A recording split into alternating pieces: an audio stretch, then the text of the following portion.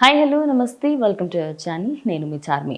YS Jaganmohan Reddy రీసెంట్గా అటు లడ్డు వివాదంకి సంబంధించి మాట్లాడుతూ ఎప్పుడో జూలైలో విడుదలైన లడ్డు వివాదంకి సంబంధించి ఆ షీట్ని పట్టుకొని ఆ రిపోర్ట్ని పట్టుకొని ఇప్పుడు చంద్రబాబు నాయుడు అదేవిధంగా జనసేన అధినేత అయినటువంటి పవన్ కళ్యాణ్ ఇద్దరూ కూడా దాని గురించే వివాదం తీస్తూ ఉన్నారు. అటు అసలు అందులో ఎలాంటి అక్రమాలు ఉన్నాయి ఏంటి, అది ఎప్పటిదో రిపోర్టు మీరు ఇప్పుడు తీసుకొచ్చి అసలు అందులో ఎన్నో అబద్ధాలు ఉన్నాయి, అది మీరే క్రియేట్ చేశారనే విధంగా అయితే జగన్మోహన్ రెడ్డి మాట్లాడుతూ వచ్చారు. అయితే వైవి సుబ్బారెడ్డి గురించి కూడా మాట్లాడుతూ వైవి సుబ్బారెడ్డి ఇప్పటి వరకు 45 సార్లు అయ్యప్ప మాల వేసుకున్నారంట. అయితే అయ్యప్ప మాల వేసుకున్నారు అని చెప్పేసి ఆయన కంటే గొప్ప వ్యక్తిని మేము ఇంకెవరిని తీసుకురమ్మంటారు, అటు దేవుడి పైన అంత భక్తి ఉన్న వ్యక్తి కాబట్టే మేము అక్కడ ఆయనకి టీటీడీ అధికారం అయితే ఇవ్వడం జరిగింది. అదే విధంగా ఆయనని ఒక కామెడీ పాయింట్ ఆఫ్ వ్యూ, ఎందుకంటే ఆయనకి తెలియకపోవచ్చు, బట్ సూపర్ స్వామి అన్నారు. అంటే అందరి స్వాముల కంటే పైన, అది సూపర్ స్వామియో అల్ట్రా సూపర్ స్వామియో కాదు,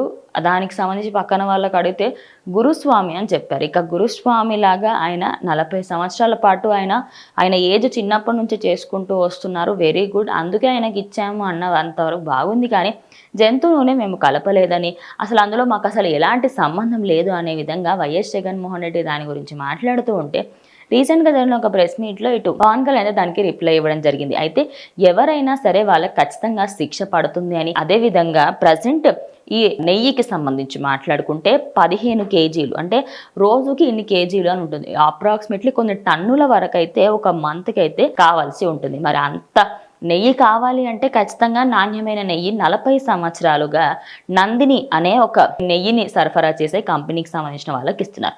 దాన్ని కాదని ఇప్పుడు కొత్తగా తీసుకొచ్చిన ఒక మధ్యలో ఎవరో ఒక వ్యక్తి వచ్చి ఆయన ఆల్ఫా అండ్ అదేవిధంగా ప్రీమియం ఈ రెండుకి సంబంధించిన ఆయన ఇటు ఎవరో మిడిల్ పర్సన్ వచ్చి దాని గురించి చెప్పడంతో అటు వైఎస్ జగన్మోహన్ రెడ్డి నాసి రకపు సరుకుని అటు తీసుకోవడం జరిగింది. అందువల్లనే ఇంత దారుణం జరిగిందని అసలు ఆ మిడిల్ పర్సన్ ఎవరు, మరి దీంట్లో ఎవరి కుట్ర ఉంది, వాళ్ళందరి చిట్టా అంతా బయట పెడతామని, దీనిపైన చంద్రబాబు నాయుడు సీఎం గారు ఎలాంటి చర్యలు తీసుకున్నా మేమందరం ఆయనతో పాటే ఉంటామని, అదేవిధంగా నేను ఒక పక్షపాతంగా ఏమీ లేదని, నాకు సనాతన ధర్మం అంటే ఇష్టం, నేను ఒప్పుకుంటాను, కానీ నేను క్రిస్టియానిటీ అదేవిధంగా ముస్లింలని కూడా నేను రెస్పెక్ట్ చేస్తాను, నేను అందరినీ రెస్పెక్ట్ చేస్తాను, కానీ ఒక సనాతన ధర్మానికి సంబంధించి ఏ ధర్మం అయినా సరే వాటిపైన ఇట్లా తప్పుడు విషయాలు చేయడం, అదేవిధంగా దేవుడితో ఆడుకుంటే మాత్రం క్షమించేదే లేదని వాళ్ళకి ఖచ్చితంగా కఠిన చర్యలు తీసుకుంటామని, దీంట్లో భాగస్వామ్యం ఉంది ఎవరైనా సరే అని పవన్ కళ్యాణ్ అయితే చెప్పుకోవచ్చు. ఇక